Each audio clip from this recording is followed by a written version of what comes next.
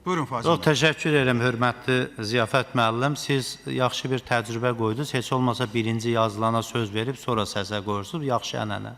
Ona görə də mən birinci yazıldım ki, danışa bilim.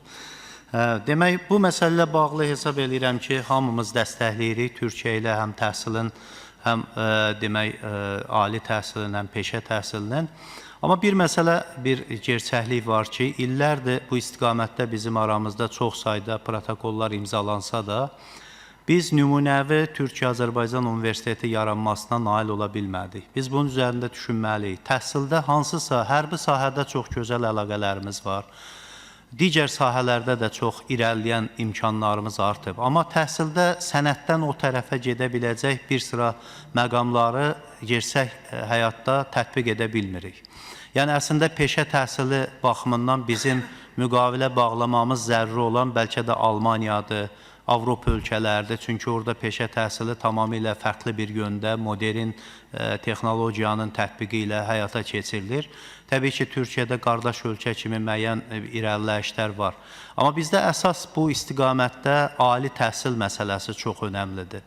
Yəni, nümunəvi Türkiyə-Azərbaycan Universiteti üçün protokollar imzalandı, bütün addımlar atıldı, amma bu məsələni biz populyar bir universitet, hamının qəbul elədiyi bir modelə çevirə bilmədik. Məsələn, Qırğızstanda Manas Universiteti Türkiyə və Qırğızstanın birlikdə layihəsi idi. Bu günləri Orta Asiyanın ən nüfuzlu universitetlərindən biri kimi fəaliyyət göstərir. Böyük bir kampusu, xeyli texnoloji imkanları var. Ona görə də biz peşə təhsilinə də biz bu aspektə yanaşmalıyıq. Yəni, bunun faydası olması üçün real işlərin görülməsi və onların əngəllənməməsinə ehtiyac var. Bir çox hallarda baxın, binanın verilməsi belə 1 il, 2 il, 3 il uzun müddət çəkir.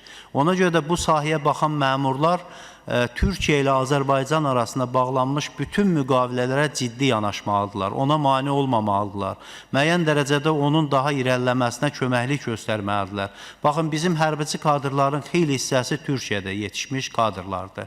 Bizim tibb sahəsində olan ən aparıcı mütəxəssislərimiz əksəriyyəti Türkiyədə yetişib. Bir müddət əvvəl orada universitet sistemi daha inkişaf elədiyinə görə bu vardır. Türkiyə məktəbləri ümumiyyətlə Azərbaycan məktəb sferasından tamamilə çıxıbdır və hansısa bir şəkildə onun bərpası istiqamətində də ciddi addımlar atılmadı. Yəni, bu xüsusilə də Maarif Vakfı yaradıldı, amma bu istiqamət olduqca önəmli idi. İndi biz rus dili ilə bağlı müəyyən problemlər yaşayırıq.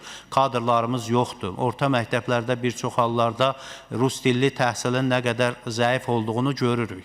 Amma bunun heç olmasa bizdə dilcə yaxın olan, mental olaraq yaxın olan Türkiyə məktəb sisteminin də müəyyən təzahürlərin olması lazımdır ki, bir Dəyanət Vəqfinin burada məktəbləri var.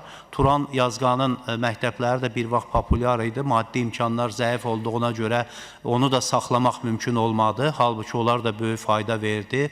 Atatürk məktəbi var və bu məktəblər, Azərbaycan məktəbləri təbii ki, olsun, onu da inkişaf elətdirək, təbii ki, repetitor caynağından xilas eləyək, məktəbə insanları qaytaraq, amma həm də belə bir modelin olması vətəndaş üçün alternativ seçim imkanı verirdi. Çünki biz buradan yad bir ideologiya almırıq, yad bir təsirlərə məruz qalmırıq, öz qardaş ölkəmizdir və biz onsuz da gələcəyimizi bir yerdə qururuqsa, demə məktəbimiz də, peşə məktəbimiz də, ali məktəbimiz də birlikdə qurulmalıdır və bir istiqamətdə də inkişaf etməlidir. Diqqətinizə görə təşəkkür edirəm.